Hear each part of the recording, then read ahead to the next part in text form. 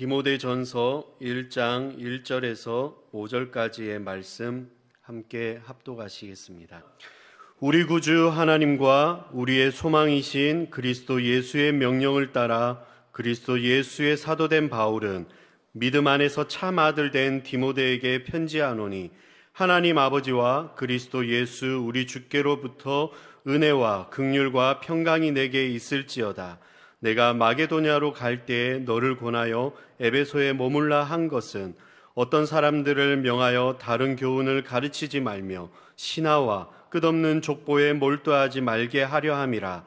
이런 것은 믿음 안에 있는 하나님의 경륜을 이름보다 도리어 변론을 내는 것이라. 이 교훈의 목적은 정결한 마음과 선한 양심과 거짓이 없는 믿음에서 나오는 사랑이거늘. 아멘. 새벽 성가대 찬양이 있겠습니다.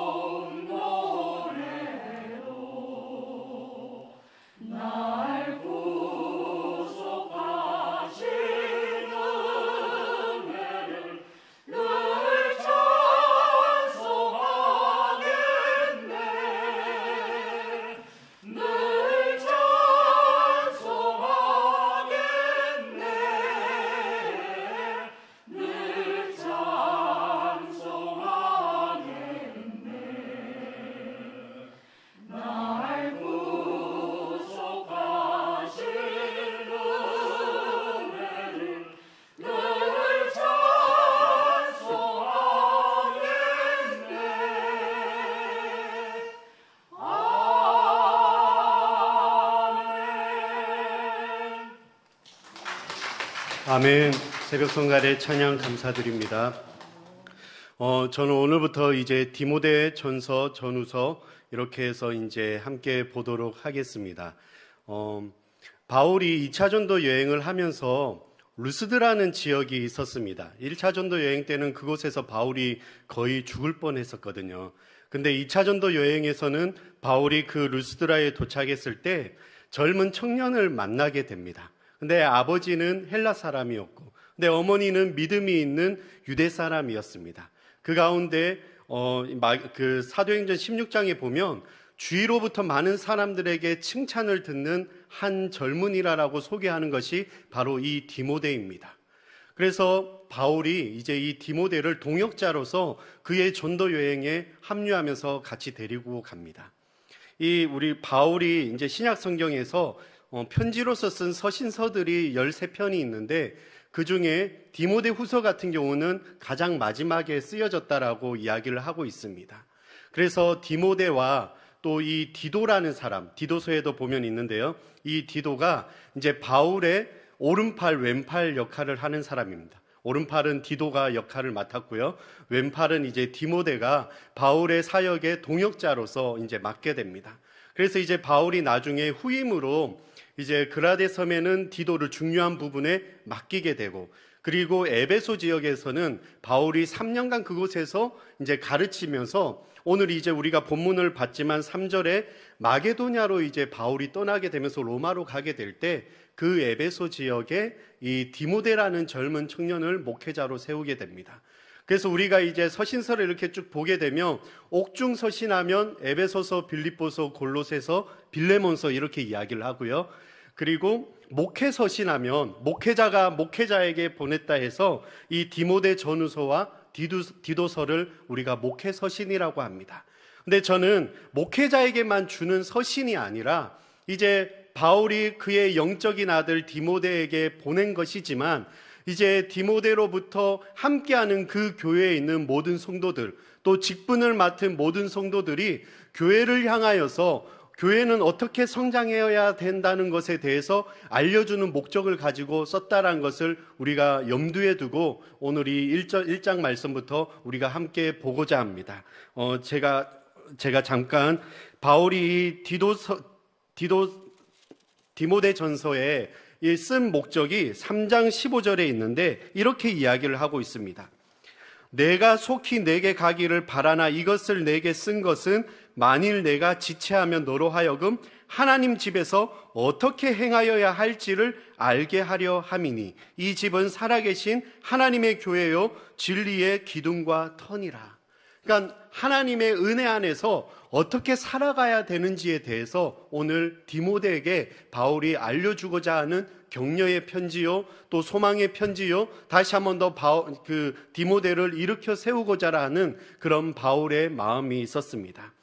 1절에 보시면 바울이 이렇게 소개를 하고 있습니다. 우리 구주 하나님과 우리의 소망이신 그리스도 예수의 명령을 따라 그리스도 예수의 사도된 바울은 자기의 정체성에 대해서 분명하게 디모데에게 이야기하고 있습니다. 내가 누구냐? 바로 사도라라고 이야기를 하고 있습니다. 사도라는 것은 보내심을 받은 자이죠. 근데 그 보내심을 받은 이 바울이 어떻게 소개를 하냐면 하나님은 우리의 구원자이시다. 우리의 구주이시다. 그리고 예수 그리스도는 우리의 소망이시다. 이 고백을 하고 있습니다. 저와 우리 성도님들의 고백 안에도 반드시 있어야 되는 것은 하나님은 나의 구주이십니다. 예수 그리스도는 나의 소망이십니다. 이 믿음으로 오늘 하루를 살아내시길 축복합니다. 그 믿음으로 붙잡은 하나님이 나의 구주이시며 예수 그리스도가 나의 소망이신데 오늘 이 복음을 전하는 바울에게 주신 그 사명은 어떻게 소개하고 있냐면 예수의 명령을 따라서 가고 있다라고 1절에서 말씀하고 있습니다.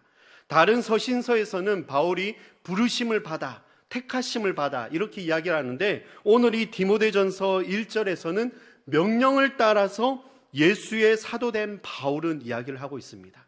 명령이 무엇입니까? 명령은 군대에서는 명령하게 되면 반드시 지켜야 되는 것입니다. 그래서 명령은 안 하면 되고 안 해도 된다라는 그런 것이 아니라 이것은 바로 그 말씀에 순종하고 무조건 행해야 되는 것이죠. 그만큼 하나님께서 주신 그 복음, 사도의 직분을 가지고 담당해야 됐던 이 바울에게 있어서는 바로 그 명령으로 자신의 사명을 감당하고 있다는 것을 내가 이렇게 전하고 있으니 디모데 너도 이렇게 했으면 좋겠다라는 그러한 마음으로 그의 영적인 아들에게 이야기를 하는 것입니다.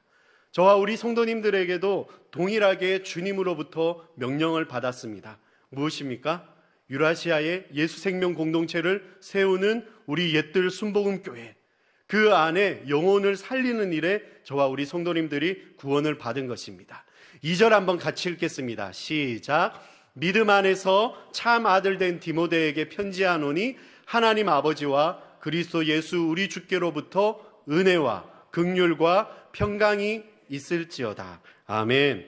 하나님께 이제 바울이 디모데에게 이제 어떻게 보면 편지를 쓸 때 서론에 이렇게 인사를 하지 않습니까?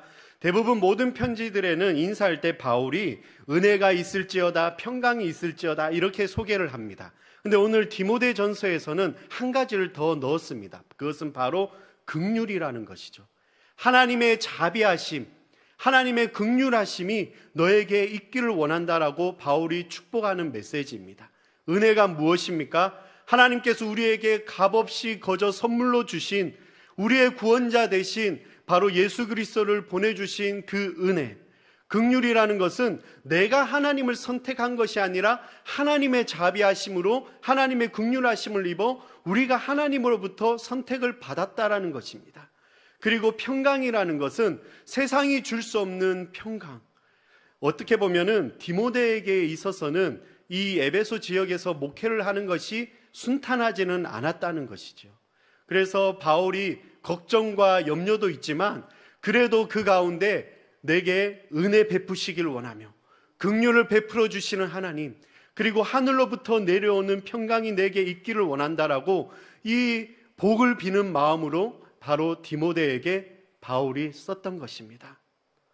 동일하게 우리도 주변에 있는 우리 지인들에게 또 내가 알고 있는 사람들에게 우리가 기도할 때 다른 것을 구하지 않고 하나님의 은혜가 있길 원합니다. 하나님의 긍휼하심과 세상이 줄 수 없는 평강이 있길 원합니다. 우리가 그렇게 축복하지 않습니까?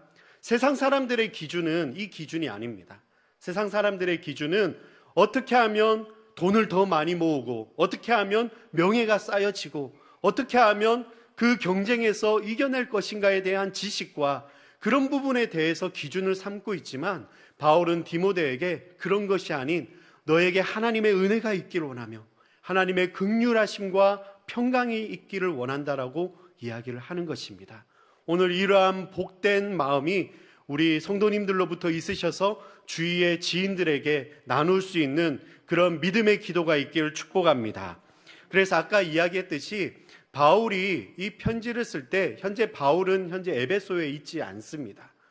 바울이 어디를 가게 되냐면 내가 마게도냐로 갈 때 너를 권하여 에베소에 머물라. 근데 그가 에베소에 머물 때 디모데가 어려움을 당한 것은 다른 것이 아닌 저 말씀에서 보시면 어떤 사람들을 명하여 다른 교훈을 가르치지 말며. 그러니까 이 에베소라는 지역이 우리가 이제 사도행전 말씀에 보면 바울이 에베소에 갔었을 때 거기에 보면 아데미 신전, 큰 신전이 있고 우상 숭배를 하는 것을 보게 되고 또 어떻게 보면은 지역적 요충지로서 상업 도시가 아주 발달되어 있고 그 가운데 바로 헬라 문화가 이렇게 있는 가운데 복음을 전한다는 것은 가장 어려운 것이었습니다. 그래서 심지어 바울은 그곳에서 3년 동안 머물면서 바로 믿음의 제자들을 키워내기 위하여서 열심히 3년 동안 성경을 가르치고 이렇게 했었는데 그런 가운데 어려움이 있었습니다. 그래서 사도행전 20장에 보시면 이제 바울이 그 에베소 장로들에게 인사를 하면서 떠날 때 이런 이야기를 하게 됩니다. 제가 읽겠습니다.